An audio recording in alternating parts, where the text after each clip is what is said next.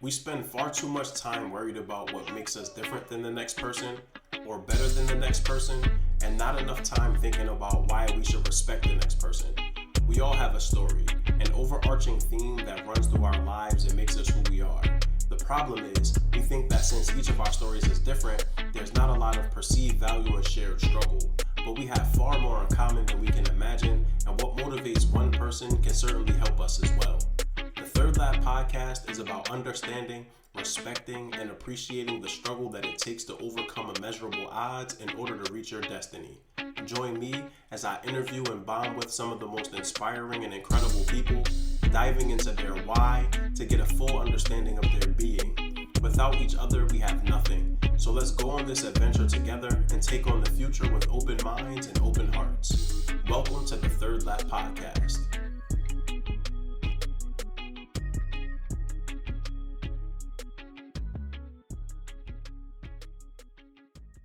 What's going on, everybody? Welcome back to the Third Lap Podcast. As always, really appreciate you all just listening, sharing, just being a part of the journey. As we celebrate season 2, we did a full year. We're now in year 2. And so, as we dive deeper into the stories of our guests and just the experiences of the people that join me, really just want to celebrate this second year and just everybody that's already been on and all the people to come. So speaking of which, as we transition to talk to our guest today, Shanelle Henry, who is the founder at Institute for Teaching Diversity and Social Justice, Director of Equity and Inclusion at Greens Farms Academy, mother of 2, Brooklynite, as I'm sure we'll hear more about that in a second, and educator. Shanelle, what's going on? How are you? I'm good. How are you?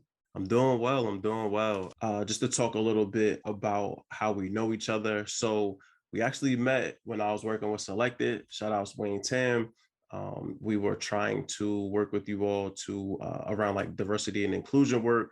In the course of our conversation, when I came to meet you at Greens Farms, you were super helpful. I was just kind of probing you and your mind around like, how did you go from working predominantly in public schools to getting into the independent school realm? I was thinking about at that point, potentially making a transition into like diversity work for a independent school in like the greater Philadelphia area. You gave me so much feedback and just so many great things to think about. I never made that transition. Still hasn't happened yet. But nonetheless, the information that you gave me was just incredible. We stayed connected through LinkedIn, continue to just chat and go back and forth over that time, which was amazingly enough over 2 years ago. Doesn't seem like it's been that long, but it for certain has. I love the diversity things that you share on LinkedIn. You're very active, very vocal about, the importance of inclusion across the board for educators, especially educators of color, which is really, really important. It's something that is very close to my heart and close to the work that I do. And so, yeah, that's how we know each other. Anything that you want to add? I think you really covered it. And I would just say, through our conversation, you were interested in this field, but, I also saw that light in you as a young man, as a young person, and, just wanted to be a resource to you and help in any way that I could, especially in the field of education and having more folks like yourself in the field of education. Yeah, no, I really appreciate that. And the tagline for the show is each one teach one, we all learn together. And that's really what you did for me. You were teaching me and you were just being honest and candid about like your experiences and your pathway, which again, I still think about that conversation. And in the future, I actually want to have a conversation with you and a couple other folks in that independent school realm about how do we get more educators of color there. There's a need for it. I think that a lot of independent schools are hungry for the opportunity, but also much like charters, much like public schools, much like the whole education kind of spectrum, do you have the culture where folks can come in and be successful, right? Exactly. Like that's the question. Exactly. Hungry for the opportunity, sure, but right. Do you really know what you're asking for? Do you really want it? and do you really want people to show up as their authentic selves or show up as like a whitewashed sort of version of themselves that is acceptable to you? And so those aren't the same thing, right? Like we don't want people to have to be different than who they are because they're not going to be happy, won't be satisfied with the work they do. And so I mentioned that you was a Brooklynite. You were super excited when I mentioned the rep your hood section to you before we connected. It was like, oh yeah, I bet I could be me. Yes, I want you to 100% be you. And so rep your hood. Shanelle, where you from? All right, East New York, Oh BK man, all talk day. about it. Brooklyn, born and raised, you know that. Yes, sir. Yes, sir. I've had so Simone Mouchette's from Brooklyn. Trying to think if I had any other Brooklyn folks on. If I haven't, other than the two of you, there'd be so many more. I know so many dope people from Brooklyn. Brooklyn's Um, everywhere. BK stand. yeah, yeah. BK stand up. You already know BK in the building. And so, has there been anywhere else that you've like lived that has been influential on your like career and personal pathway? Yes.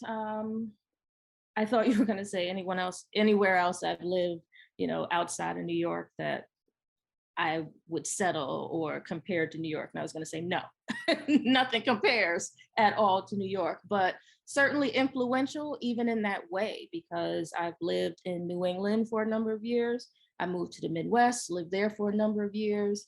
And each of those places and my experience in those places have influenced the work that I do today, the person that I've become. Those experiences have shaped my work in independent schools. And certainly being in New England and being in the Midwest drew me right back to New York City. So, Yeah, I mean, I'm not even from New York. I'm from Philly, man. But I agree. There's nothing like New York. It's just so expensive. We had to leave. It wasn't making financial sense for myself and my wife. But anytime we'll actually be out there next. We'll actually be in Brooklyn next weekend, come to think of it. okay. But yeah, so I'll definitely give you a heads up when we out that way. Oh, yes. But yeah, nothing like New York. Professionally, personally, culturally. I'm a foodie. I love eating. There's nothing like New York in regards to food and all the different places that you can go to get good food. New York is my second home. So my mother's family's from in Queens. So, nothing but love for New York. New York stand up. All the boroughs, man, including Staten Island. Because see, Oh, people see, like to do Staten Island dirty. nice. Nah. We giving love to Staten Island, man. Shout outs Vlad and the Killer Bee Swarm, man. We're gonna love Staten Island because people love to forget about it. Call it Jersey. That is not New Jersey. That is New York Right, City. right. And so, Shanelle, this is really my opportunity to turn the podcast over to you and really just sort of begin your story, your journey. And so, where would you say your story begins? People start at anywhere really, but like when you think about where you are now and sort of where you're headed in the future, I guess what sort of like moment or moments sort of led you to becoming who you are today? It's funny, you asked that question, and I know you had said before, most people start with college, and that is really where it started with me. But your previous question about other places I've lived, again, really influenced the person I've become and why I do the work that I do. So going to college and grad school and then working, staying after to work in New England taught me a whole lot about race, about racism, about identity and difference, and really about social justice. I got my master's degree in social justice education at the University of Massachusetts Amherst. So really immersed in social justice work and activism. Started my career in higher education, colleges, universities, working with undergraduate and graduate students, and that took me, I talk about race and racism, got so tired slash furious living in New England as a person in a Black body that at the time I wasn't ready to come back to New York and ended up moving to the Midwest. And that's a whole different type of culture and definition of racism, right? As we think about it. But those experiences there also shaped me in the work that I do. And that is also when I left higher education, because the more and more I worked with college age students and adults, I realized how very little experience or foundation, vocabulary even, they had in understanding people, understanding diversity, understanding what we call systemic racism and oppression, and all types of identity stuff that we talk about. So I'm the type of person that likes to find solutions, not just name the problem, but work to find solutions to a problem. And so I kept asking myself, what is missing before these young adults show up on this college campus? What are the schools teaching them? What are they missing in their K through 12 education that they're showing up in college lacking what I considered a basic skill? You don't know how to talk to people, you don't know how to deal with people, you don't understand people. And it's all around who we are, all around identity and understanding each other. And so that brought me to the K-12 space, because instead of just lamenting about it and cussing out the public schools and everything else for sending us these kids, I said, no, I need to go to the source, figure out what's missing in their curriculum. What are they not getting at home or in school before they come to college? So how do we change the generations before they get to me, right, on the higher ed side of things? And that really took me along this path and doing this work in K through 12. At that point, I didn't know much about independent schools because I'm a public school kid, right? Born and raised in Brooklyn, public school all the way. So these private schools, that at the time, that wasn't for me. I didn't understand that world. But the more and more I worked with kids, the more and more I worked with students. I used to do like social justice camps in the summer and stuff, and a lot of private school kids would show up for that. I realized that there was another space that was equally as important. Let's get into the private school privileged world and have this conversation and change that curriculum, because that's equally as important as the kids from where I'm from. Hey, everybody. So I have some really exciting news.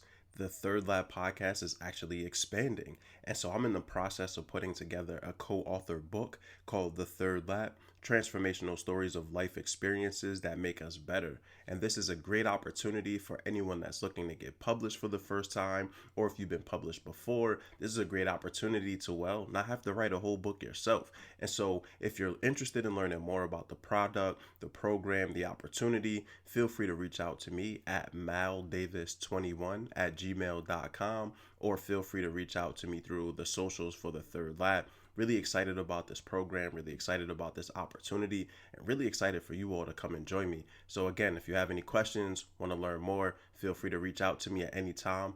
Each one, teach one. We all learn together. Peace. I agree wholeheartedly. And I like what you said about being solution oriented, right?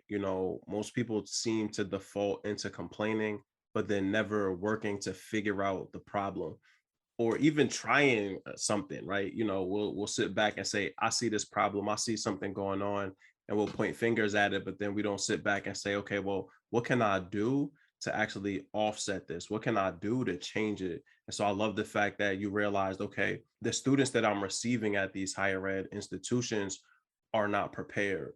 What's happening? Right? Like, is it the schools? Is it the family? Is it the community? Is it an amalgamation of all of those things combined? You know what? Let me go explore and figure it out. And having gone to, so I predominantly was a public school kid. I went to two private schools through my K through 12 career, and had a horrible experience at both of them. And, it was a lot about, and I tell this story, I was going to Germantown Friends School, and shouts out to GFS, ain't nothing, it's a good school. But, usually the bus driver or the van driver would drop me off last, or like next to last. And so for whatever reason, the driver decided to drop me off first. And so of course, at my grandmother's house in West Philly, shouts out to West Philadelphia, man, born and raised, I love that place. But as the driver is dropping me off, is a crackhead runs across the street, and homies is out serving on the block. Come on, it's the mid-90s, like crack is heavy out there. And so, I didn't really think anything of it, but when I saw the faces of the white kids on the van, I was like, oh shit, that's probably not good. Yeah. It's like, Yeah. I'm here every day, like I don't think about it, You but didn't blink. it was regular. I knew who the crackhead was, like, you know what I mean? And so, but I remember going in the house is like, those faces seemed like appalled, but whatever. Man, I went to school the next day and like nobody talked to me after that. Right. It was a very jarring moment, and I'm 36. That was 24 years ago, and I still remember it like it was yesterday Hmm. because of just the experience. And so my mother asked me, when my wife and I have children, are we going to put them in independent or private schools? And I'm like, ugh. It's like I don't know if I want to put them through that experience. But I also realized that what I went through is not necessarily the same thing that a lot of kids are going through now, right? As we Yeah. talked about in the beginning, like their schools evolving and changing and wanting more diversity. They have folks like yourself that are at the helm of that, and are really serious about seeing it and creating cultures where teachers can come in and feel affirmed. That ultimately, that means that affirms the young Black children that walk through those doors. And so that excites me for sure. And so, I would love to really dig in first, sort of two pieces. First, with the work that you were doing in higher education. And so, what were your colleagues saying? I know that you turned around and said, okay, let me get into K through 12 and figure this out. But, like, what were the other people in the building, the other people you were working with? I guess, what was their response to seeing so many young Black kids come in unprepared? Well, it wasn't just the Black kids, right? And I think, it was, to me, equally as jarring with the white kids, or just, it didn't matter, right? The race. No one knew how to have a conversation with each other or learn about one another. So the adults really looked at me. It was like, well, that's your job. That's what we hired you to do. And I was also running programs for adults, and having similar conversations, like diversity 101. But I think, to a certain extent, I give a little more, um, I don't know, a little more leeway, or expect something different from young folks than I did from the adults. So, we're starting at the same baseline of education and information. And it just made me question, what is going on? Why haven't we had this conversation before now? How do we move the university forward, right, in this work and in these conversations? But yeah, I think um, I was able to do a lot in that environment for that reason, because, I'm the type of person that comes in and tries to put my finger on the pulse and figure out what is missing, what can we do better, what aren't we doing, right? Not just to congratulate ourselves and pat ourselves on the back, but how do we get better? Like, that was great, and let's keep moving forward. What are best practices? How do we, make a name for ourselves in this work or in this conversation? So yeah, in higher ed at the time, a lot of the adults really looked to me for that. Um, and as the director of the Office of Diversity, is like, yeah, and that was the other piece of it, right? It's like, that's your job. I said, okay, it's not just my job. How do you get the other adults in the community and on campus to care about this as much as I do? So that was the flip side of things as well. And you were really, I would say, like, on the forefront of a lot of this diversity work. Like, this has become super popular within the past like 2 to 5 years, but you were in this work well before that. Actually, just looking at your LinkedIn earlier, I saw that you had gone to Amherst for your social justice degree, and I was like, I didn't even know they had that. It's like, Yeah. that's so dope. And so how have you seen the work, the demand for more DEI folks evolve in the time that you've been doing this? That's dangerous, because the key word, you just said it, evolve. And that's what I look for, especially in the past 18 months, right? After the summer of George Floyd, a lot of positions at a lot of schools, independent schools in particular, and even not just independent schools. Everybody suddenly had these DEI type positions. And I look at them all, with one eye, that Brooklyn eye, like, really? What? Talk to me, right? Is this evolution? Is this real? Is this authentic? Or do you think you need this now? Is this the band-aid we're going to slap on the situation that's been festering for years? Now all of a sudden, right, everybody had their 10-point plan about anti-bias, anti-racism. And I was like, no, no. So is it truly evolution? For some schools, yes. In independent schools, There's an arc of evolution, yes, because these positions, diversity positions in independent schools, actually sprung up, I believe, in the 90s. And they sprung up and they fizzled out, right? Kind of the first shot at it. And they were, for some schools, done without the real support, without the real foundation. There was really no backing, let alone budget behind them. And so the next evolution of that came years later, where schools were trying it again. And now we continue to have them, we continue to see more of them. But again, I look at each job description and each school, right? So to your point about would you send your child to an independent school, I tell families all the time, don't rule it out, especially as an alum. But as an alum, you know your experience there, right? That doesn't mean that will be your child's experience, but it gives you an eye, and it gives you the right to go in and look at everything skeptically and ask questions. But I read every job description very carefully with I think I might have mentioned this to you or someone I was talking to before. I have my highlighter and my pencil. I am old school. I print them out and I scribble all over the page because I'm calling BS on everything, because I've been doing this work for a long time. But you also have to know a little bit about the school, right? So what's the foundation of the school? What's the mission of the school? And when you get in there and you start meeting folks and talking to the administration, you can kind of sniff it out and see, is it real, right? Like that question back to you before about, do they really want us there? Are they ready for this work? Are they about this work? Or are they just saying it, right? I've seen some job descriptions that were copy and pasted from others because they look good and it sounded good, but that's not the work they really want.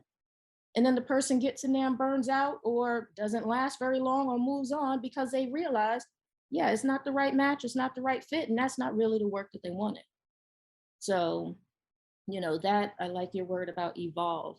I've seen these positions and some schools evolve, and some are in that Neanderthal stage still of evolution. Absolutely. And when I was at Selected, just having some like back channel conversations with some heads of school, some HR folks from some of the independent schools here in like the Northeast. And it was really interesting because as I talked to them, or as Wayne and I talked to them, they were super candid, right? Like off the record, would be like, listen, we really want to do this, but the vast majority of our teachers are white, are in their early to mid 60s, and could we hire a young black person to come in here and be successful? Like the culture is just not built for that.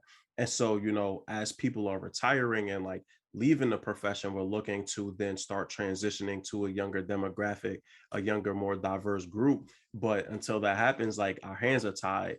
And I exactly, that was my face too. It was like, it doesn't even sound good. It sounds like a cop out.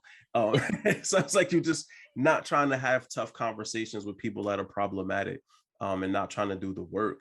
But it was just interesting, really interesting to hear people be that transparent and straightforward about just where their school is. But then to your point, when you go and you look at their job description for a DEI person, they want somebody, you have to be able to push the staff, you have to be able to implement programming. And I'm looking at some of these schools like, you told me that they're not going to do that. So why are you, like you said, burnout? Why are you going to hire someone to come in and push this, not even agenda, but push the programming, knowing they won't be successful, right? Like that in and of itself is completely unfair and just, a bad look. Yeah, it's interesting. Having had those conversations and then seeing some of these schools, same thing. I'm like looking through the descriptions the same way you are. And really the one thing that jumped out to me going through a lot of these websites is when a school doesn't have a diversity, equity, and inclusion person, right? Yeah. Like they have the memorandum, they have the agenda, they have this wonderful, beautiful looking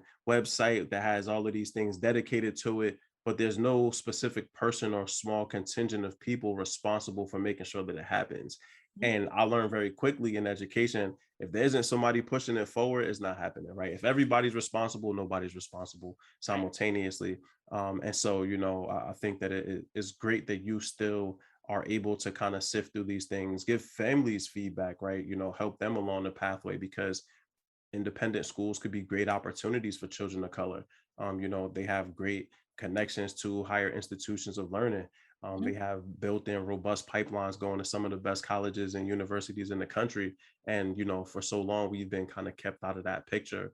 And so, I would love to hear you talk though about the training piece, right?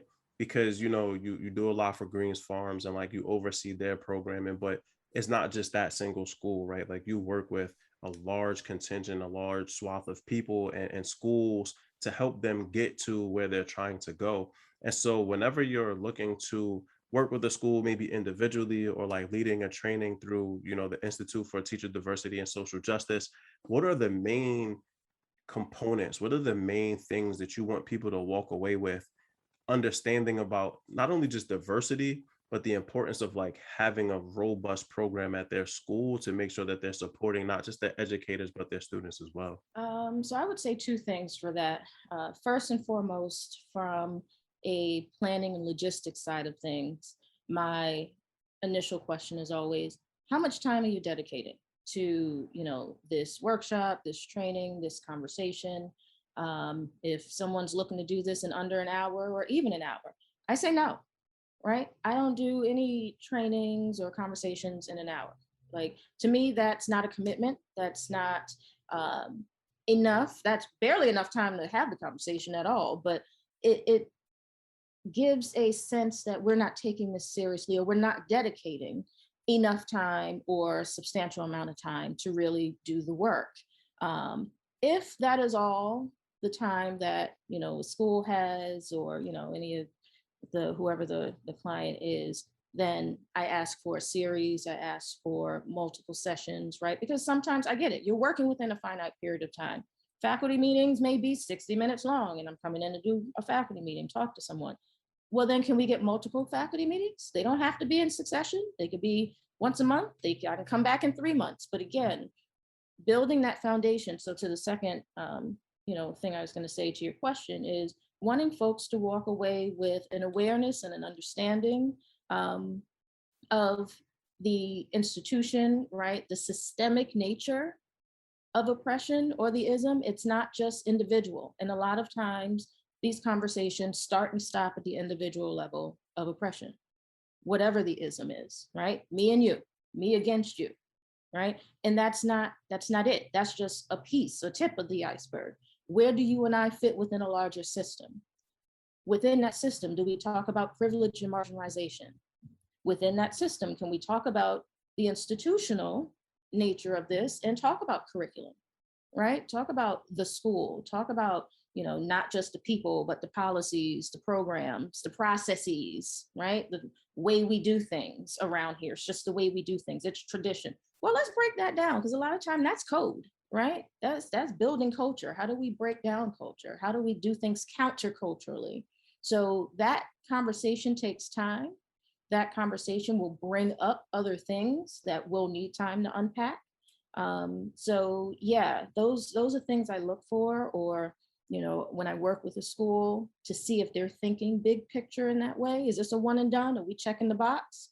We can talk very specifically about curriculum in a particular grade level or department, or come in and just do implicit bias or microaggressions, or talk about hiring, admissions, whatever the topic itself is. But how much time are we really devoting to having that conversation? Because depending on what it is, it needs to be built out. And how willing is the school or the client? How willing are they to actually devote the resources to building that out? Absolutely. All hugely valid and very important work to be done. I like how you said that, you address one piece, but then when you unpack it, you realize like there are several other pieces, right, that feed into this. Like, what's the root cause of the issues that you're having versus like what are sort of the like superficial components that I can see, and I don't even work here, right? Like that's easy stuff. That's the obvious stuff. Like let's get to the nitty gritty. Let's get to the meat of it all, so that we can really actualize change versus just checking off boxes. And that for me was what I have always been nervous about with a lot of the DEI work, is the checking off boxes piece, because I feel like that's what a lot of people, it's like, when the government, move towards having specific statistics associated with like the number of people of color that you hire or like the number of women that you hire. um it became a game of like, all right, let's get just enough in here to meet the quota, but not so much that it actually changes anything. And so that always made me nervous about this work. And also, to be honest, like when I started hearing the rhetoric anti-racism or anti-racist educating and anti-racist teaching, the Mhm. first thing I asked the person that said it to me was like, what does that mean? Mhm. Because if you can't explain it to me in layman's terms, like explain it to me like I'm five. Right. Because if you're just saying it because your boss said that that's now the agenda, like, okay, cool. It's nice rhetoric, but like it's gonna die out really quickly and it will evolve now as liberatory teaching, right? Like abolitionist teaching. Like I'm hearing all of these words being thrown around, but what I'm quick to say is that in pressure or under pressure, I should say, we default to what we know. And so if you're saying, okay, the new wave here is liberatory education or abolitionist teaching, okay, but your teachers have been teaching tests to the test for years, for generations, right? Or like they've been teaching a very like anti-black or anti-BIPOC curriculum their entire career. And so Right. now you want them to just pivot on a dime and start teaching liberation. That how do you support that? And so like I love what you said about Jay really digging in deep, and getting to the root of it to help folks really make that change and make it holistically, not just superficially. That's awesome.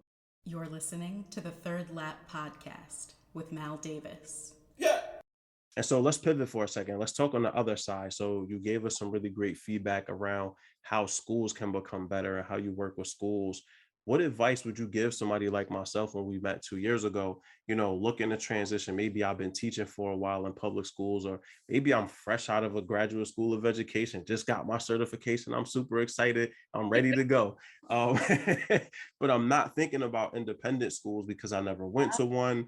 I was never really recruited by any through the process. And so, what would be some advice that you give to an educator that's looking to pivot into independent schools?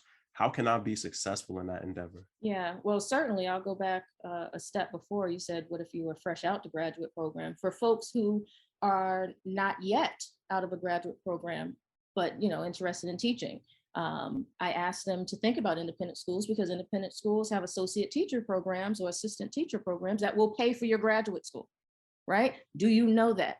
So if this is a career field you're interested in, or for folks who never considered teaching, well, let's think about this, right? What is it you like to do? What was your favorite subject, you studied? What are some of your interests, hobbies, sports, things like that? Because there are schools that will teach you how to teach. Are schools that will, mentor you and prepare you to be in the classroom, or physical. My son is in college now, he's a freshman and he's studying physical education, and I had the same conversation with him, right? I had to. I wouldn't be his mother if I didn't.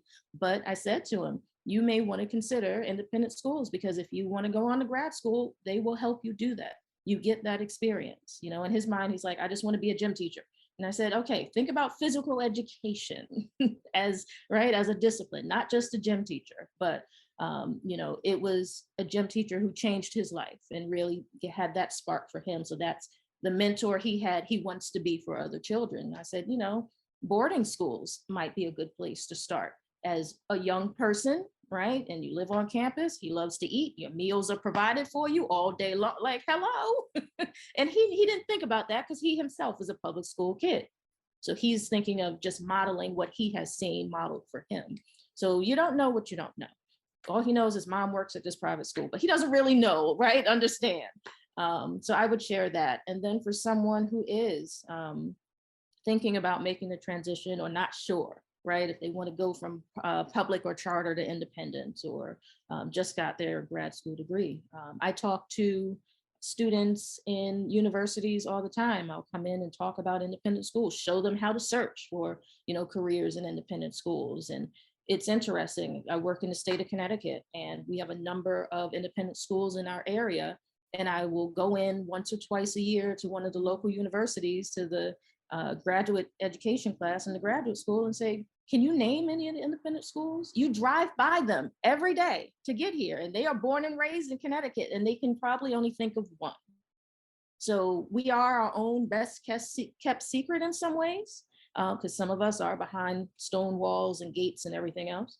But no, I usually say, do you know what the benefits are? There are certainly the challenges and concerns as you raised, right, about your own experience or thinking about sending your child there, or even just the price tag, thinking I can't afford to send my child there or to work there, or the why would I want to work there as a person of color conversation, right? And we had that conversation. I am real with families, with potential employees, with everyone, incoming or potential students. Just what is it like to be in this campus or in independent schools in general as a person of color?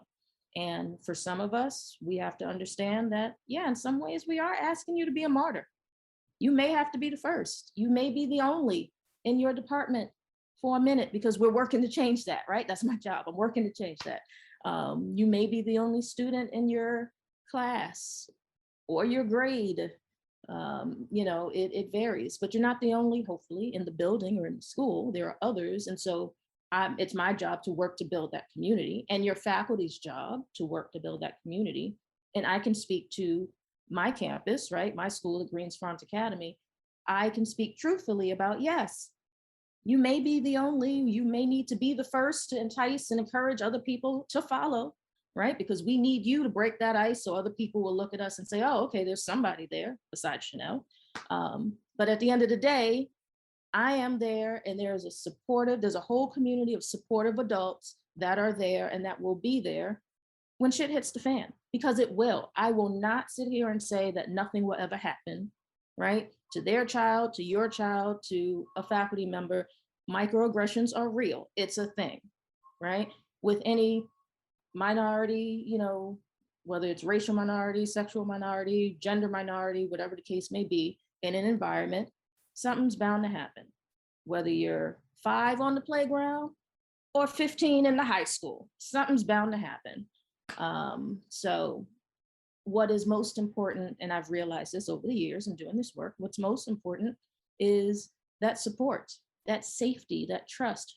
Who do you turn to? Do you know who you can count on and turn to assist? Because you will need an assist in that community. Because at the end of the day, like you said, it can be your gateway to a network or to college, and you look for the big picture. You got to know where your safety nets are along the way. For sure. Yeah. The safety nets are important. And that's in anything that you do, right? Like you have to have your network. Like you have to have that person whose shoulder you can literally or hypothetically cry on, right? Like sometimes you got to shed a tear. It's a tough day. Sometimes I do too. In education, man, people shed tears. That's something that we try to hide and don't talk about. But boy, it's some tough days in this thing, man. No matter what piece of it you're in. When you're trying to lead the youth, it's not easy. And trying to hold them accountable and make sure that they stay on the right path is never easy. And I wanted to, so you mentioned benefits and stuff like that. It's funny because I've had that conversation numerous times with folks, especially when I get like young BIPOC, young Black and brown folks that are like, I could tell they could cut it, right? Like, you could be the person that goes in and like you could kind of hold it down for a second before you get some support over there and some backup.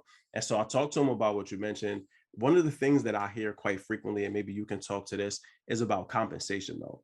Yeah. And frequently independent schools pay less than charter schools, definitely pay less than most districts do. But what I tell folks is like, yeah, but like you could be a dorm parent and get additional housing. Like you mentioned, the associate teacher or teaching associate programs would like to help you with tuition reimbursement or pay your tuition for you. Those programs have housing as well. Yeah, housing off the rip. You get a chance to live there. When I was at Greens Farms, actually, y'all pulled me up to the lunch, to the cafeteria. The food was incredible. It was amazing. That's an incentive right there. We got school lunch. That's right. Yo, listen, that school lunch was right. That was not the school lunch I was getting going to public school. Trust me. And so, there are tons of incentives, man. There are tons of reasons. I love the fact that like also you're expected to coach or be a part of a club it really ingrains you in the school community. It's like a holistic sort of 360 view of the school. And many times that's where a lot of teachers, especially young teachers, struggle, is Mhm. that they only build relationships with their students inside the classroom, right? Mhm. And so you don't get to know them or their family outside of academics. But when you're coaching them or you're leading their club block, or you're taking trips with them, you get to see them in a different way. They get to see you in a different way. And Right. like what that does for relationships can't be understated at all. And so I wanted to shout out a couple, well, NAIS, so the National Association of Independent Schools, NAIS.org. One free shout out, right? NAI got to pay me after that. But NAIS, I use it actually. Uh, I use the NAIS when I was looking. So when after that conversation we had, I spent a lot of time on that website looking at different schools. Really easy to like sort through and find opportunities. The job descriptions are right there. Point of contact folks are right there. So that was a great way for me to get that information. I wanted to also shout out Lawrence Alexander. He works with Carney Sando, and Carney Sando is like the big homies of independent school placements. Any of my friends that got placed in an independent school usually went through Carney Sando, but there are lots of opportunities in the independent school realm. And I look forward to potentially pulling you and Lawrence together and some other folks to just talk about what that looks like. I think that it's important for people to see Black faces, but Mhm. also people that are righteous, revolutionary in the work that they do, right? Like you're not just there to be a token and be propped up and say, hey, we have one, right? Like, no, y'all are in that work, serious about that work, really leading change around diversity, equity, and inclusion, and leading like training around it, trying to help other people become better at it. And so just wanted to take those quick shout outs.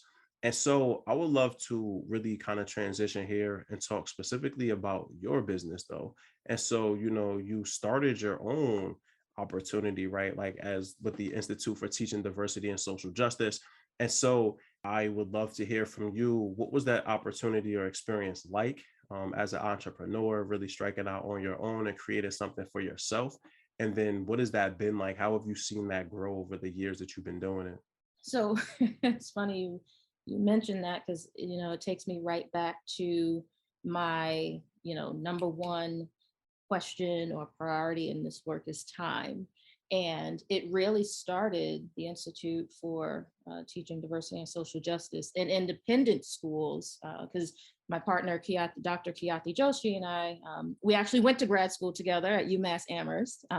Both graduated from the social justice program. I got my master's from there. She got her PhD from there. And we had been doing these, diversity, social justice workshops as consultants, right, in a number of places. But when I transitioned to working in independent schools, again, finding that, okay, I'm here to do this work, but I'm not getting the time. Faculty meeting is 45 minutes, 60 minutes. Nobody's trying to stay after school. Nobody's trying to come in the summer and do this. Nobody's coming in the morning. When am I supposed to get the time that it really takes, right, to do this work, to build the foundation, to have a conversation and start changing curriculum and systems? And that was the piece that folks weren't really recognizing, that we're talking about, again, not just people, right, and feel good diversity, because I don't do that, but looking at policies, procedures, processes, all of those things. So me and my bright ideas, I called Kiathi and said, why don't we do the workshops we were doing? Because folks would call us to do workshops at other schools. Now that I was working at a school, why don't we, take a couple of days? I think we started with 3 days, 2 or 3 days at the end of classes. So after commencement, because we have these faculty meetings to wrap up the year after all the students have graduated. Faculty stick around for like 2 extra days. So I was able to get some time there to say, okay, at the time, let's do this for the faculty at my school. You're still on contract. You got to be here. Where you going? You ain't going nowhere, right? Let's use those 2 days to do this deep dive that we don't have the luxury really of doing across the school year. Didn't get as many people as I had hoped. And so said, let's open it up. New York City, right? I didn't see other people at the time having that kind of in-depth conversation in this area, because you have other programs in other parts of the country, but right here in New York City, let's open this up to other schools because it's important. It's not just for my school, right? And the faculty at my school, again, thinking big picture, I'm not just holding on to this information. I want to educate educators to be better educators for our kids. So having 20 faculty at my school doing that, why am I hoarding this? Like, no, that defeats the purpose. So we opened it up and we got some folks from outside of that school to come, and it was successful. Great conversation. We realized that 2-3 days wasn't really long enough to really dig deep into what we wanted folks to learn and walk away with. And like before, just uncovered more stuff, more conversation that we didn't have time to get to. So each year it expanded. We went from that initial 2-3 day program. So we said, let's try 4. Will people come? If it's 4, is that too long? We had a waiting list. So we eventually got to 5 days, a full week. And every year in the evaluation, people say, we wish it was longer. And I'm like, stop it. You're not staying for 2 weeks. You're not, stop it. I get it. We can keep talking. Like, people care about this work. And that's the thing that I found. I wasn't sure who was going to show up.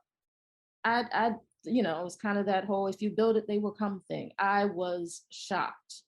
And each year, thankfully, I'm so humbled and pleased by it, astounded every year that we have a waiting list of folks who are sending other folks. Like, we have our own alumni base at this point, of people who have been through our institute for teaching diversity and social justice. And it has moved from school to school. Any school that would like to host it, we're happy to do so. But it really started on the independent school side with this bright idea of, let's take the time we need to do this deep dive on what it means to infuse and include social justice education in our schools, and independent schools in particular. We've had some public school and charter school folks attend. We've had some district, like superintendents and administrators attend. But the primary focus initially was on trying to get this work in independent schools in a sustainable way. Because like you said, as a DEI person or as an independent school person, you're coaching, you're advising, you're teaching, you're doing all these other things. And oh yeah, you're also doing the DEI stuff, right? Like, oh right, that's the job we really hired you for. So yeah, it's been great. It's grown. I'm thankful for that. I'm thankful for her. And we will keep doing this until we can't do it anymore. You're listening to the Third Lap Podcast with Mal Davis. Yeah, it's funny, right? Like, when they're like, oh yeah, we actually hired you to do that job, so we need you to do that too with all these other things. Don't forget the job we hired you for, though. Don't forget what we paying you to actually do. Like, you do that part too. Yeah, and that's dope. Awesome. Shouts out to Dr. Joshi as well, who definitely is out here doing that same work. I see she had a conversation with Cory Booker Yes. about white Christianity and privilege, and I'm like, yeah, go do that. Talk about that, because a lot of people want to skip that part. Get to that work too. And again, it's clear that, like, when you see a problem, you work to solve it, right? Like, you saw that there was a need, you saw that there was a problem, and again, you said, okay, well, what can I do? Well, let me hit the homie up. Let's talk. Like, listen, we doing the work. Let's combine forces so that we can. I know somebody I trust. They serious about this too. Let's get it together. Let's make it happen. And that's dope that you all have been able to continue to work. I love the fact that word of mouth is the strongest thing that a business can have, right? Like, it can make or break you when people don't, and people more frequently talk about bad experiences than good ones. Mm-hmm. And so the fact that people are sending other folks from their schools, other people that they rock with, and like, yo, go check them out, like, go take that class.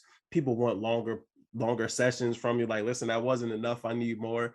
Because, like, this is a problem that's existed for a century, right? If not longer, just talking like the education component, the societal piece much longer. But it's something that has been around for a very long time. And so to unpack that, really dig into it, even in 2 weeks, it's like, wow, like, is that long enough? Like, I need more, like you. But I love that. I'm sure that you all send them out to do more work and to do more research and really equip them to feed that hunger that they now have, that educational curiosity. And I love anything that stimulates educational curiosity. We need more of that out here, man. People just on TikTok and Instagram, ain't nothing wrong with that. I'll be on those too. But, like, be intellectually curious about things as well, right? Like, stimulate your mind. Don't let it go to waste. And so we've talked at length about, from Brooklyn, public school kid, how you transition from higher ed. You saw that there was an issue that needed to be addressed, transition into the K through 12 realm, specifically independent schools, saw an even additional need of like, hey, not just my school needs this help, like this can be applied to so many schools across the spectrum and so many educators. Let me work with Dr. Joshi to be able to do this work. Where do you see yourself headed next? Right? Like you're already doing so many really incredible things. And I was telling one of my homies, this is my favorite part of the whole show. Like I love hearing people's experiences and I love the self-reflective component. But what I really enjoy is hearing people talk about what's next. Because when I send this back to people 6 months, a year later, and they can listen to what they said was next, and then they went and actually actualized it and did it, I think that that's such a dope experience. So I'd love to hear from you. Like, where do you see yourself, your work headed in the future? Yeah, if she's listening, she's probably laughing and smiling because we talk about this all the time and do our what if, right? Like our next step. What if we actually had, coming back to time, the time to do IDSJ, do our Institute for Teaching Diversity and Social Justice full time. There are folks who call us every day and, we love that folks want this work, but we both have full-time jobs. Like, she herself is in higher education. She's a university professor. She can't do everything. And she wrote many books, but, specifically this last one on white Christian privilege. And she's getting calls about that and coming. So there's but one of each of us. So we are only two people with families, with full-time jobs, with all these things. So we will sit with a glass of wine sometimes to just muse on, imagine what we could do if, so in the future, when everyone's at college and, perhaps, or out of college even, like when we get to that place where we can probably take this journey, right, and devote more time to it, and see where that takes us. That's probably both of our next steps one day. We're not there yet, but that's something we kind of, riff on from time to time. Because I don't know, I think about, I'm one thing is for certain, I already know folks have asked me, oh, would you want to be a head of school? And it's like, I don't know if that's for me. I don't know. I haven't seen myself in that role. Many people have, and I'm humbled by that. I appreciate that. That's not something that I have felt in my heart as my next step. But do I want to, if and when, move on from Greens Farms Academy, move to another school and continue to do this? Because this is my lane. I'm a one-trick pony. This is what I do. I am a social justice advocate, warrior, and educator. This is what I do. So I would pick up and be a DEI director at another school, right? But is that truly my next step? Or maybe Kiathi and I find the time to, really take this on full time. So it's been something, like I said, with a glass of wine, we sit and chat about more often than not. But that, I think,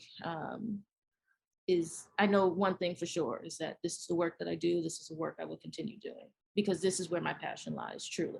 Yeah, I dig it. I know it's big money investors listening to the third lap. Whenever y'all billionaires catch the third lap, man, listen, throw that money at them so that you could pay for them to go and do their thing and do this full time because it's work that's needed. So billionaires, I know they listen, man, they tapped in. I know they hear it. So, throw that money around, man, do some good for yourself and for the community and for the world, and get behind the Institute because, I'm even interested in potentially attending just to see, what I can gain from it. You mentioned you weren't sure if you would want to be a head of school. So I would never be a principal. I don't think I would ever want to oversee a district.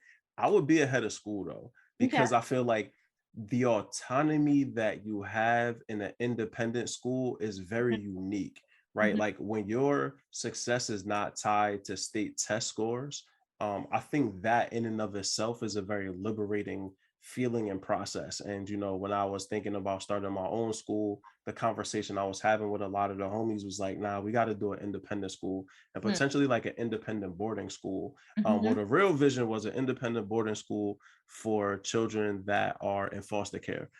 because giving them a place where like they can actually have a home, but also simultaneously like removing them from a community that might not be the best for them and putting them probably out in the woods somewhere, in the middle of the wilderness, give them a whole different experience. But like the liberation that you can provide in an independent school is very different than what a lot of charters. They could do great work, you know, public schools, they can do great work, but being tied to state test scores and like that is overall like your sort of litmus test, like that's how you know you were successful or not, to me just isn't fair, right? Like, you know, everybody in independent schools, it's like how many students are placed in like endowments and stuff like that. Everybody has some sort of measure for success, but that state test score is arbitrary, man. Like that's something that, you know, unfortunately, again, for me, is like, that's just tough.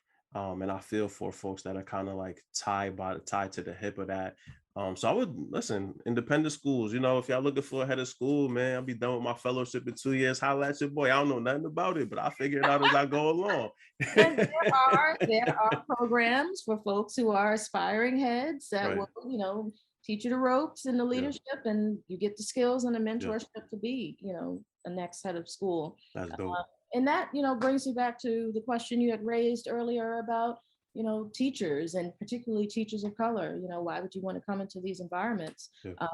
But you just said, right, the autonomy. You're not Yeah. tied to, you know, core curriculum or core Yeah. standards, state standards in the same way. You have that autonomy to teach your own courses, things you're passionate about. I mean, yes, at the end of the day, students will need to leave at the end of the school year with having learned a certain set of skills, right? Yeah. They have to get on to the next grade, and child development and all those things. But how we teach them, right? And what we teach, how we, the medium, right? When we think about literature, and I teach media literacy. So I teach Nice. a film course where you're examining diversity and identity using film, That's right? dope. When you think about the skills, not just of all the DEI stuff, but even just, again, how to analyze film as text, and be able to see things. My students will always come back or text me or email me and say, yo, like, I can't watch this in the same way anymore. I can't watch this movie. Or I tell them on day one, I'm the worst person to go to the movies with, because I'm sitting there unpacking the entire thing the whole time, right? And seeing stuff and just calling BS all the time. But how do we teach young people that skill and as a life skill? So having that conversation with folks who are aspiring faculty or not even thinking about independent schools, to say, oh, you can teach what you want. At Greens Farms Academy, we have a class on The Wire. Mind you, this generation probably hasn't watched The Wire, but they are now, right? And through their English curriculum, there's a whole class on The Wire. And there's another faculty member in the English department who teaches The Bachelor. I actually watched it last season because it was the first Black Bachelor, right? So I was like, let me tune in and see what this is about, because I never watched The Bachelor. But you know, she's teaching feminist studies and, you know, analyzing behavior and the whole thing through The Bachelor. So there are many ways, and schools, independent schools have many classes. Sometimes you don't take classes like that, or, you know, that innovative until you hit college, right? You have all these options of different types of courses. You can also have that in independent school. And if that excites you as a teacher, right? If you teach African American literature and the books you want to teach in that course, you can. For the most part, you can. And, you know, why should you be a head of school? We need young Black men, and we need, you know, folks of color to be more heads of school. And as someone said to me when I said, you know, head of school is not for me, and I know my lane, that person said right back to me, how great would it be? And don't we want more heads of school that know DEI, that you don't have to fight and push to get this work done, because they know it themselves. They've walked that path. They've done all the programming and all the initiatives. So if that is your skill, why wouldn't you transition that into a headship, right? As a head of school. And we have some heads, shout out to Rodney Glasgow, who've done that, right? So there's lots of ways and options, and, you know, keeping doors open and minds open. But certainly, if you want to have the heads conversation, aspiring heads, you know, we can chat about that too. Oh, now I'm gonna hit you, man. And shout out to the homie that flipped that back onto you, because that's a valid point, right? Like, how do we get inclusion to stick? It's the people at the top, the decision makers that are saying this is something important to them, right? I told myself I would never work for a charter school. I've worked for numerous charter schools. I was like, I'll never get into education policy. I'm now doing an education policy fellowship. And so I'm done telling myself what I won't do. God be like, nah, you good. Go, you gonna do that. Don't worry about it. You can say it, but don't worry about it. So we'll definitely have that conversation, as I really think about what's next for me. I feel like a leadership role, administrative role would be dope because I get a chance to really unpack what I've learned, but also lead by example. Mhm. And so, 36, I'm still young. I still got some time. But, as the years keep ticking along, I'm like, I feel like that could be, I've become infatuated with the independent school realm. And, when I was visiting all of these different schools, that was the first time I really saw flipped classrooms and Socratic circles. And like you said, like college level classes in middle school, That's right? right. So like not just for high school juniors or seniors to kind of get them like, nah, sixth graders are taking like dope literacy classes around like choice and talking about inclusion and gender equality and like all of these different things in sixth grade. Bro, what was I think I was reading Catcher in the Rye or something like that? Some antiquated book that don't have nothing to do with nothing. And you mentioned the movie. So my cousin JR, shout outs to JR.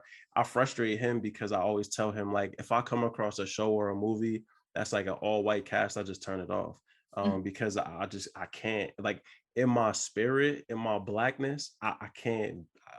Always Sunny is the only show I watch with an all-white cast Okay. because like they are super ratchet and they from Philly and I find it hilarious. But most of the time like I turn it off because that's just not real, right? Mhm. Like in what world are we where there's only blonde-haired white people? Mhm. Like nah, that's not real. Even in horror movies, we got to do better, man. We need all types of representation. And so I appreciate you, diving into where you see things headed next. And so, what keeps you pushing? Like, what's your motivation? Why do you continue to do the work that you do? Um, I would say faith. I am a spiritual person, although my mom would probably say not spiritual enough. But certainly, I'm blind faith, right? Like the belief that this will eventually get better. I want to do my part. I do it because I believe it's right. I want to see something better, not just for my children, but for the children in my school, the children I work with, the children around me, just this generation, so they can pay it forward. And again, the ability to plant, it's like seed planting. That's, to me, that's what it is. I don't do it for gratification, for the thanks and the pats on the back, because they don't always come, but that's not why I do it. And you don't see the immediate return on investment even within a K through 12, right? Eventually, every now and again, I might get an email from somebody who's now in college or an adult or something about, remember when, and you were right, and blah, blah, blah. And I just smile and I'm like, yeah. The Virgo side of me is like, well, I told you. I tried to tell you, you didn't listen, right? But, I try to simmer that Virgo down. But, it's like you're planting the seeds because I believe they will sprout later. I don't need to be around to see it sprout, right? If you hit me up later and you let me know, that's great. But it's just seed planting, and hopefully something shifts. Something, a child, an adult thinks about something differently, learns how to deal with someone differently. So again, I'm really hoping they graduate with some kind of skill so they don't get to college and be those same college freshmen and sophomores and juniors and sometimes seniors that I worked with back in the day in college, who couldn't have the same conversations that our students are, yes, struggling with, but I expect them to struggle with it in a K through 12, not necessarily in college, right? So they're encountering things for the first time here in a very cultivated environment, hopefully safe environment, so that when they get off to college, they're not just smacked upside the head with all this diversity stuff and they don't know how to deal. And that's what I tell them all the time. When you leave here, wake up. You might have a rude awakening. So let's practice this now. I try to create brave spaces. I don't always say safe spaces, right? We are safe in this campus. That's independent school life for you, right? We're behind a stone wall. We got security. You're pretty safe. Um, Folks don't always feel brave. They don't always want to lean in and take the risk to have the conversation. That's what I work with, right? That's my biggest challenge, trying to get these students. to be real. They always want to keep it real, but let's have a real conversation, right? Don't worry about being offensive or saying the wrong thing. I expect you to say the wrong thing. So let's practice what the better thing is to say next time, right? We're gonna slip, we're gonna fall. It's like roller skating. Get up, dust yourself up, try it again. How do we build that kind of community? That's what I work to do. I love the differentiation between safe space and brave space, right? Like that's not the same thing. And I love the push there to around they're gonna mess up. And I think that, a lot of times when I'm in these spaces and it's like a mixed group versus like, the working groups, ERGs, where you're predominantly with someone that looks like you. Um, a lot of white folks are just scared to talk because Mhm. they're like, yo, I refuse to be outed. Like, I don't want some inherent, implicit, explicit bias or whatever that I had growing up to come out in the wrong way. And so, I love what you said there about the brave space. And I think that to a certain extent, we have to do a better job of creating those brave spaces and understanding like, yo, it's a difference between somebody saying the wrong thing, but open to learning versus somebody that's just racist, right? Or somebody that's just sexist or somebody that's just transphobic or xenophobic. Like they're saying the wrong thing and going to continue to do that because they think that it's right Right. versus somebody that's just ignorant, just doesn't know better. Mhm. And even in instances that I've had where somebody says something off the wall to me and like we dig a little bit deeper, it came from an ignorant place, not a malicious place. And I learned like, okay, sometimes you got to chill and ask more questions or like, what do you mean when you said that, to really get to the root of like where they're coming from so that we can all move forward on the same accord. Some people just ignorant and they just say crazy shit and like that's just how they feel. And And I'm like, I it's can't not rock with you. negative. Ignorance doesn't have to be negative all the time. Right. Right? It That's can a fact. be you don't know what you don't know.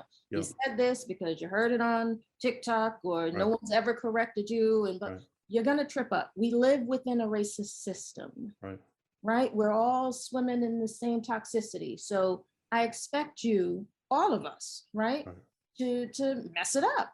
Right. How do we create the environments where we can learn from that? Because just shutting down and not saying anything, because I tell the kids all the time, no one wants to open their mouth and be labeled anything that ends in ist. Mhm.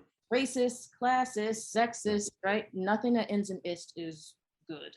So we're not gonna, and I say this to them, we're not gonna judge you for making a mistake, for saying quote unquote the wrong thing. Let's work with the language we have, Right. right? I'll work with you with the language, the current language you have, and understanding that you have to build your awareness and your knowledge for self-correcting for the next time, right? So you get this chance to do it over, say it over, and learn what you didn't know. If you didn't know, like, oh, I didn't know. Great, we can work with that. We can work with that. Yeah, absolutely. Um, no argument on my end. We could work with it. But you have to be willing to do the work. that's the Exactly. that's the catch. Is like you have to be willing to do the work. And so as we come to the end of your episode, Shanelle, I really appreciate you.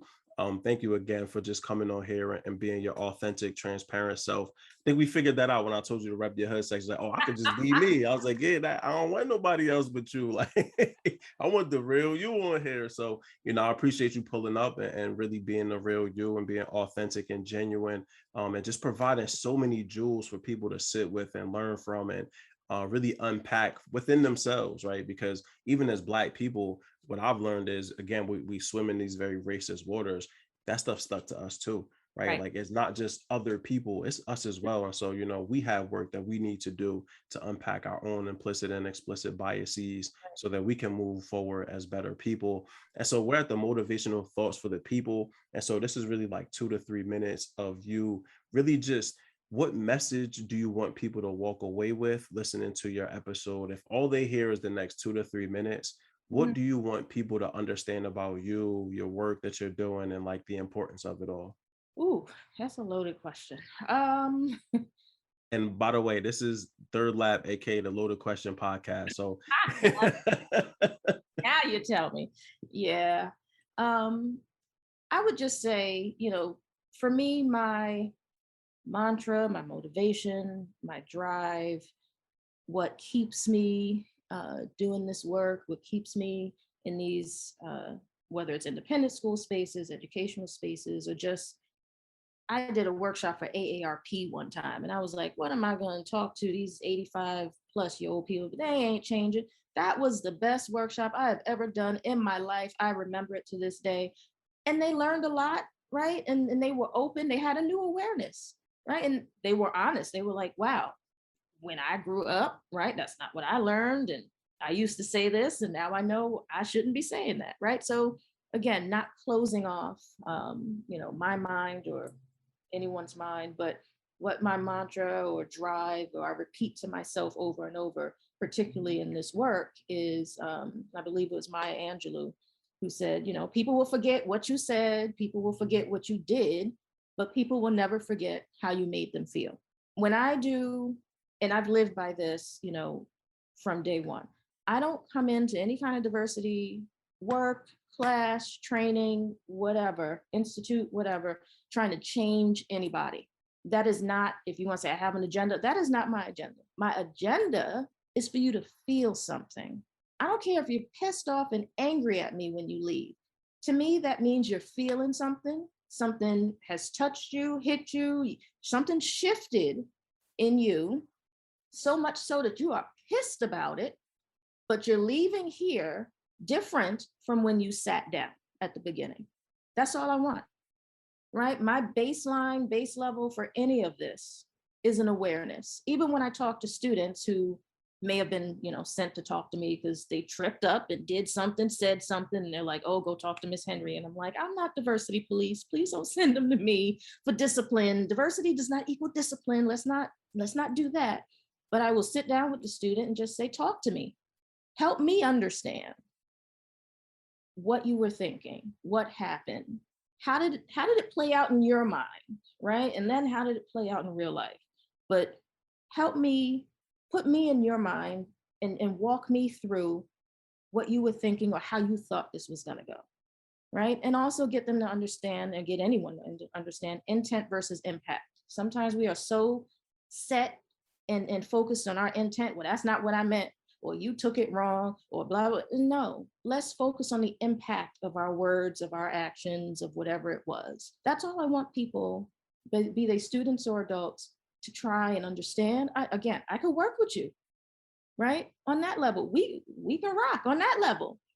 So I'm not trying to change anybody. I'm not trying to make you feel bad. I don't have this agenda, liberal or otherwise. No, I'm just wanting people to have an awareness. I won't even say be educated, but to gain an awareness, think about something differently, or be open to hearing something else than you thought you knew, or then differently than you thought you understood it.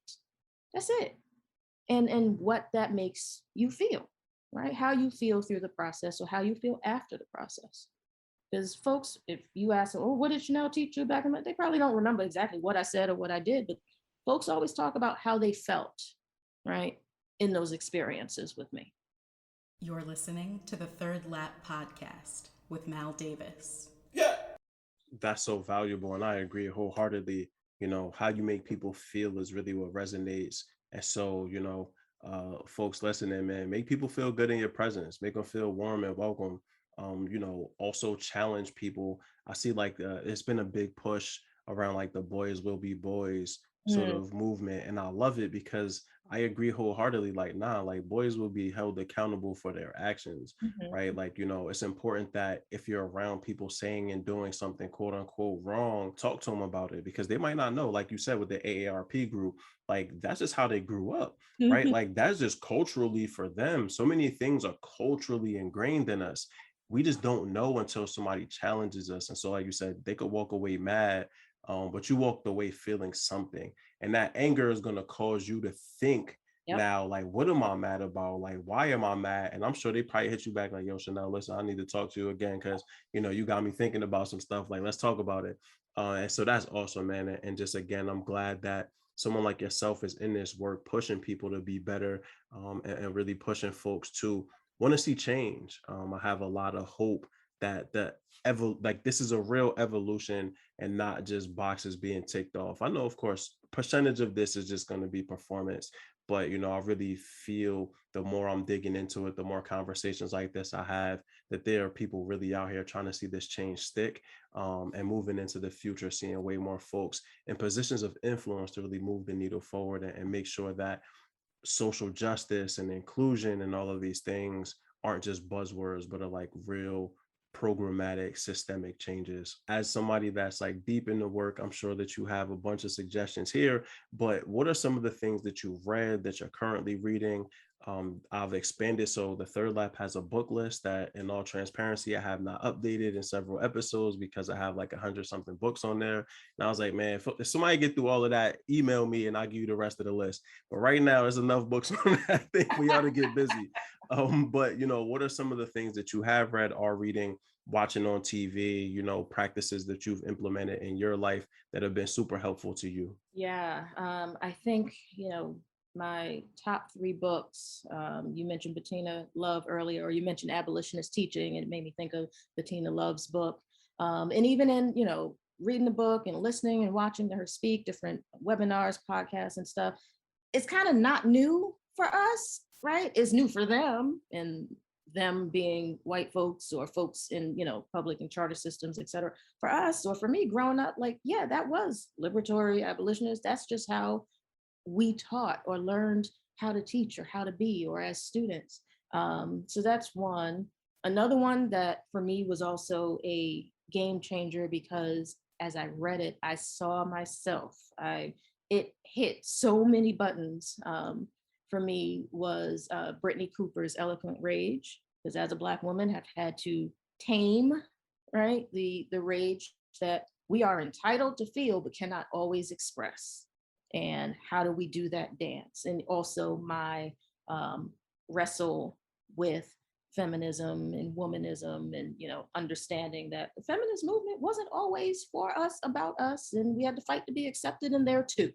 But just reading her book about finding her voice and finding her way and her path, again, just was so reflective of my own journey. I was just like, wow. And I had a chance to meet Brittany Cooper and like almost cried. It's like, oh my God, like your book touched me in ways I did not expect.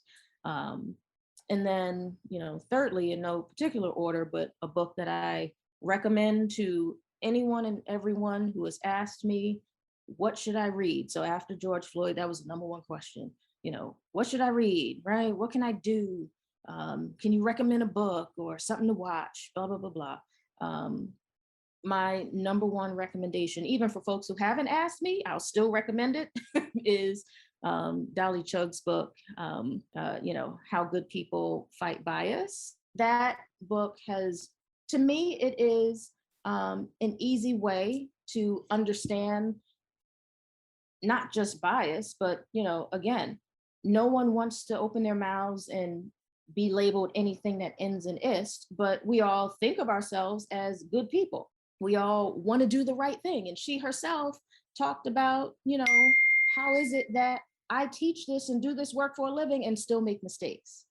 So it gives you the grace to make mistakes and know that we're going to mess it up, but it's okay, right? We're going to mess it up, but it's okay. So that is something, a book that I recommend to everyone, everyone and anyone. It's called A Person You Mean to Be, right? How Good People Can Fight Bias. I struggle with that regularly, as I continue to strive and evolve as a human. Right. Like you said, we all make mistakes, and, it's important that we understand those mistakes and work to change as best we can. And so, as we close out, where can people find you on social media? If people are interested in attending one of your sessions, or potentially hiring you to come in and lead some training, where would they be able to find you? Where would they be able to connect with you? So certainly I'm on LinkedIn. Yep. So you can find me, Shanelle Henry, on LinkedIn. And you mentioned before, like, I try to post resources and things that are relevant to this work, primarily in education, but not always. Sometimes, corporates and, other fields as well. Just thinking about DEI in that space, right? So I'm on LinkedIn. I don't do Twitter very much at all. I Certainly don't blame you. not doing the TikTok thing. Yeah. Although when we were on lockdown during quarantine, my daughter did get me to do a TikTok video, one of those TikTok dances. We didn't post it, so don't go searching for it, people, because it doesn't exist. I was about to say, where is this at? It's not there. You cannot find it. So yeah, LinkedIn would be the best place. And then if you're interested in learning more about the work for the Institute for Teaching Diversity and Social Justice, then that is www.idsj.us. So idsj.us. And that would be for upcoming, summer institutes or bringing us to your school, to your campus, or anything like that. Just finding out more information about the services we offer. For sure. And I'll make sure to post a link to the website. And also, well, I'm going to post this on LinkedIn so people will be able to see through the when I add you, or what is it called? I can't even think of the word. But when I put your name in the post, people will be able to find you easily on LinkedIn. Definitely follow Shanelle on LinkedIn. You don't try. You do an excellent job of sharing resources and really keeping this work top of mind for folks. And LinkedIn has become sort of like a cesspool during the pandemic. It's a lot of negativity seeping to the top. A lot of Black folks getting shadow bans and just a lot going on LinkedIn, unfortunately. But I love the stuff that you share. I love the positivity that you exude on a constant basis. And, you continue to push people to think differently and just, again, be the person that they're trying to be, which is always important. And so we made it. We ran the third lap. I appreciate you taking the time today to talk with me. Any last words that you want to share with folks before we log out? BK, stand up. Oh, hey. Seriously? No, thank you. I appreciate the opportunity to sit here and chat with you anytime.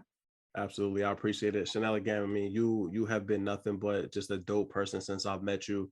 Had such great things to tell me, came on my podcast, and this little fledgling podcast here and, shared your thoughts again and shared your experiences with me. I appreciate you. And so, anything that I can do to reciprocate. But like I said, once I do publish your episode, I'll make sure to link to your website and share that information with folks in the education realm that I know that are consistently looking to become better and continue to grow as people, because, we need it. We need the training, we need the help, and we need leaders like you in this space to make sure that we get to where we're trying to go. And so all the folks listening, man, I appreciate y'all, man. It's been a year y'all been listening to this voice. I don't even listen to my voice. I'm like 6 episodes into my own catalog because I'm tired of hearing myself talk. But I appreciate y'all rocking with me. I always appreciate the feedback and the love. Continue to subscribe, share. If you have, Shanelle, if you know any folks that are good for me to connect with, definitely feel free to send them my way. I would love to connect with anybody in your circle that you think would have a really compelling story to tell on the third lap. And so, folks listening, man, I appreciate y'all once again. Thank you as always for tuning in. This is another episode of the Third Lap Podcast. Each one, teach one. We all learn together. Thank you for tuning into another episode of the Third Lap Podcast. This is your host, Mal Davis. Please visit thethirdlappodcast.com for more information about the podcast, about our guests, and also to see our reading list. You can find us at The Third Lap Podcast on LinkedIn and Facebook, at Third Lap on Twitter, and at third_lap_podcast on Instagram. If you know anyone that would be great to be featured on this show, please reach out to our host, Mal Davis. He's always looking for interesting people to learn more about them and to talk about their pathway. Thank you so much again. Have a good one.